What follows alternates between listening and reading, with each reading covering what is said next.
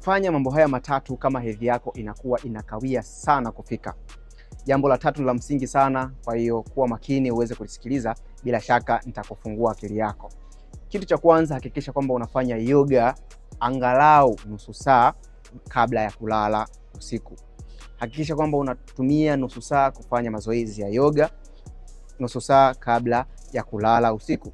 Lakini kitu cha pili, hakikisha kwamba unatumia vikombe viwili venye chai ya tangawizi kila siku asubuhi, walau kwa muda wa wiki 2.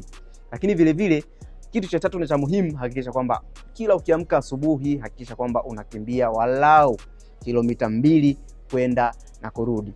Ukiona umefanya hivyo na bado hujapata matokeo ambayo unayahitaji, yawezekana una changamoto za PCOS au yawezekana pia una myoma katika mfumo wako wa uzazi. Kwa ushauri na matibabu unaweza kuwasiliana na mimi moja kwa moja nikakusaidia kuweza kutatua changamoto yako. Asante sana, naendelea kunifuatilia.